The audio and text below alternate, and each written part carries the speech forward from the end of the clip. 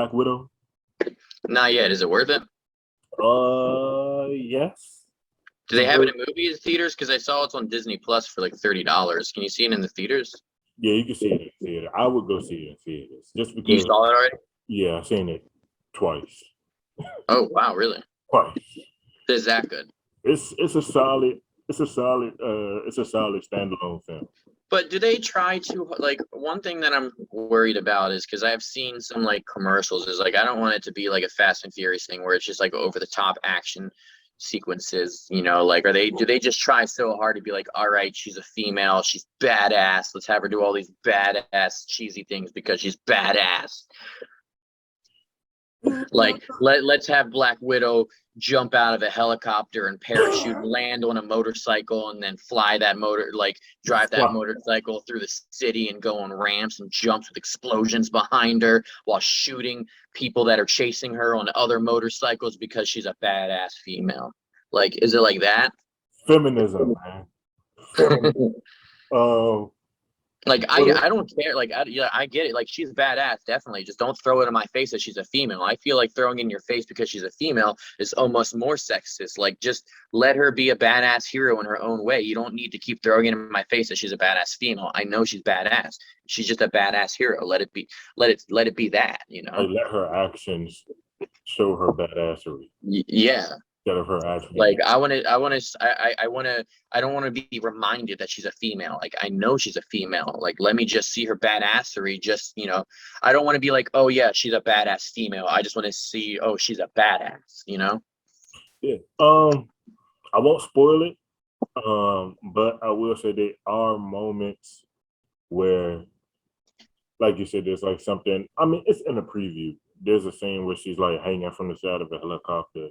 And an avalanche is coming, and she's about to rescue somebody before the avalanche gets to them while hanging out of a helicopter. But for the most part, it's on level of tone. It's on the level of Captain America and the Winter Soldier and Falcon and the Winter Soldier. That's good. I just don't want it to be like on the level of like Fast and Furious, what Fast and Furious is now. Nah. Oh God! Speaking of fact, matter of fact, we're gonna do a Friday where we're gonna review the Fast and Furious as a whole. Yeah, because I haven't seen the new one yet. Yeah, so it just looked ridiculous. I saw a scene where they're driving a car and they drive the car off a cliff, and then somehow they have a grappling hook that passes into the side of the mountain, and then they swing around. I'm like, bro, this is just too much. Like this is just too much. It's like that's just too much. Don't get me started. I've seen it. Don't get me started. I literally stopped the Fast and Furious movies at 5. And I don't think I've seen 6. I might have seen 6. I didn't see 7. I didn't see 8. And then I just seen 9 because I wanted to go to the movies and see something. And 9 was out. So I was just like, oh, I guess I'll see it. And it's very over. It's very over the top.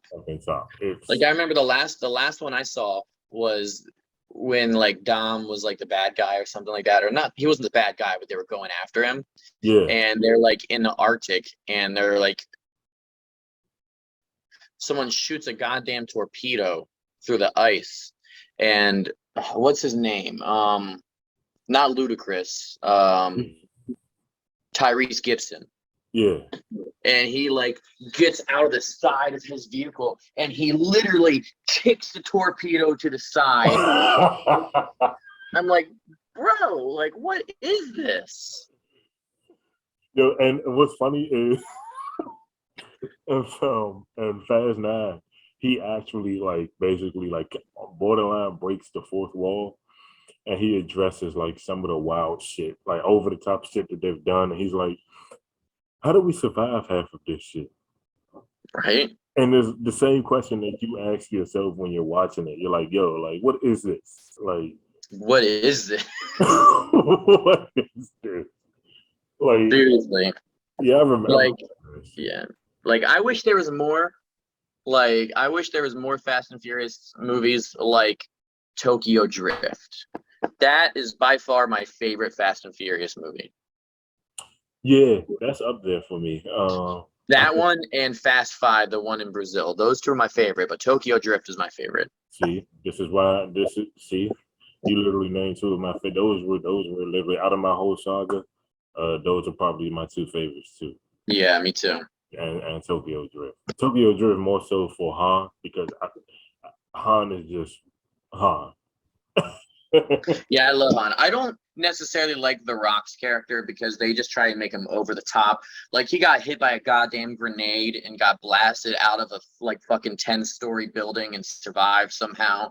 He has a cast and he's like, I don't give a fuck about I don't care about this cast. And just rips the Rips it cast off. off. Rips it I'm like, off. and he says stuff like his lines are so cheesy. He's like, this I'm about to bring this place down harder than the walls of Jericho. Time for me to smack down on Vin Diesel. He's just his lines are so over the top and cheesy. There's a level of cheesiness to Fast and Furious where like I just couldn't take it anymore. Like there's a scene with John Cena and Dom are fighting, and John Cena literally rams like he picks Vin Diesel up and he like rams him through a doorway, and Vin Diesel takes the whole doorway out with his head, like just his head. Oh my god! And the last one, the one where they had a tank. And they took somehow they got there was a tank, and like Vin Diesel got on top of a car and jumped across the median on a freeway and caught Letty and then landed on the windshield of another car that had to have been doing like 60, and somehow he walks away without anything broken.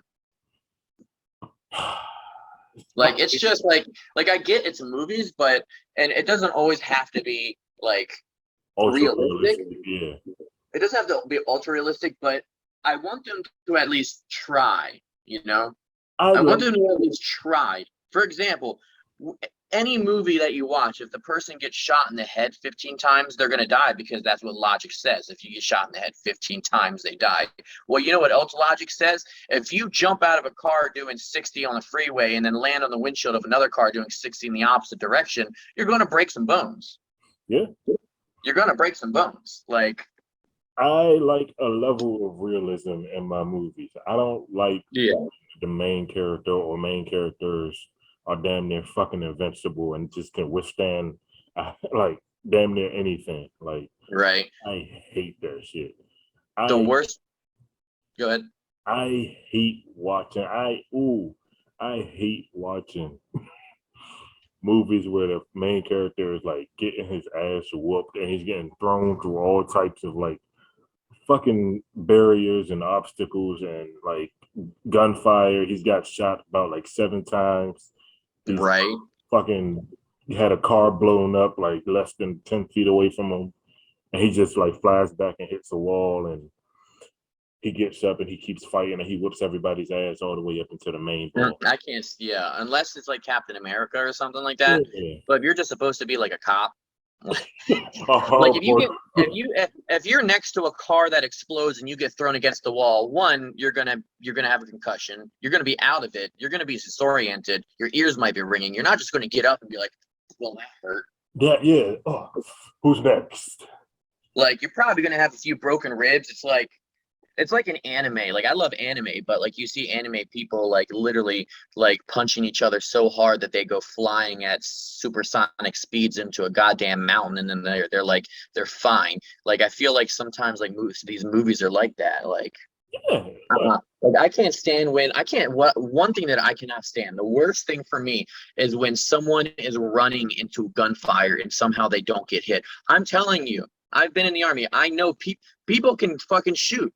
People can shoot, okay? It's not that hard to hit a target that's right out there, especially when you have like 15 goddamn people shooting you. You're not just going to get out of the car. You're not just going to get out of your cover, run 15 to 20 feet into more cover or out of the door or whatever like that, and not get hit by a single bullet. Like that's just not going to happen. It's not going to happen. It's like their aim's as bad as a freaking stormtrooper. Bro. And I'm not even a Star Like Wars I'm fan. so, right? Like I'm sorry, but like if you're sitting here running from cops or the FBI and they're all shooting at you in a movie or whatever like that, and they those people should not hold their jobs if they can't do that. Like I guarantee they practice shooting a moving target. But I haven't even been in the military. I've never been in the military. I've never been in a situation where somebody like shot at me. But I play Call of Duty, and people can shoot. Right? You People peek your can you peek your fucking. head out for a second and you're dead on Call of Duty. I could run, yeah, I could run around a corner in Call of Duty, and somebody could run past and jump and press the fucking R2 or whatever trigger and quick scope me in mid run. People can fucking shoot. Yeah, and if you're like a cop or the FBI, like that's part of your job description. Like you better have some goddamn aim. You better. You know what else? Hey, speaking of guns, you know what else fucking grinds my gears about movies and, and guns? What? They have infinite fucking ammo. Yes. Infinite Like my God. in a handgun. Like Yeah. handguns, if you have a legal like a clip that's legal, like you're only going to hold at most like 10 to like maybe 15 rounds at most. Right. And if you have like an AR-15, which is the legal civilian version of a M4, like in the military we had 30 round mags, but like a civilian is not allowed to have a 30 round mag. But even at that point, you only have 30 rounds. And when you hear people like, let me tell you, when you switch that gun, because in the Army, like you don't shoot on automatic unless you're shooting like a machine gun, like a saw. But like if you have like an M4 or something like that, like even an AK, like you're most likely shooting semi-automatic, like one pull the trigger once and one bullet comes out. But if you like, the guns had an option for like 3 round bursts or full automatic, and if you 30 rounds or a full regular magazine, as soon as you pull that trigger, literally, if you're doing that on full automatic, it's like that. Literally, like not even 5 seconds, all the rounds are gone. So when I see people shooting their fucking like automatic M4s and like like M16s and or whatever, like, and they're just shooting it for like what seems like an hour. Like, no, like I don't care if you have 50 rounds in that clip, those 50 rounds are going to be gone in less than 10 seconds. Bro, look at look at this. Look at this, right?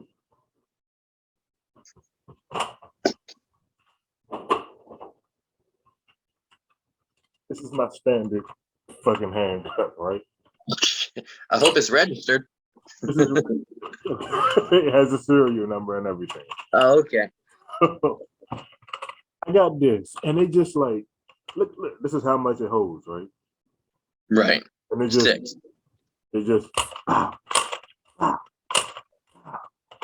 pow, pow, on and on and on and on, and they never once go. Yeah. Like when you see someone that has a revolver, which you already know the revolver only has like 6 rounds in it, but they've been firing it for like 10 minutes. Enough to take out 15 men, and I'm counting the bullets as they shoot. I'm like, all right, he should be out right now. Yeah. Yo, where did they get this? Oh God, man! Like I wish people would at least try a little more. Do your research, Like if you're a big budget movie, if you have a gigantic budget for a movie, at least hire a military consultant, like someone who's gonna advise you on making sure you don't do something that makes no sense for the sake of action. For the sake of being badass, They have to know, like, there's people, excuse me, they have to know, like, there's going to be people out there that are going to just, like, catch on and say, like, all right, this shit is just over the top. Like, and the last thing I'll say is that really grinds my gears in movies are the goddamn fight scenes where you have 15 people versus like one person and they're all taking turns. Like all it takes is 3 or 4 men to rush him at the same time. You just grab him by his arms, pull him around, put him around, hold him like this, and the other guy starts punching. Like you're not you're not going to take out like 10 guys because in reality, they're not just going to sit there going one at a time. They're not going to just line up in a line. Yeah, in a single file line and hold hands. Like, yeah. And it's like, it's not even, it used to just, it's not even in foreign films. It's like the big movies. It's like Star Wars. It's like the big movies where it's like these fight scene coordinations, I feel like are just absolutely horrible.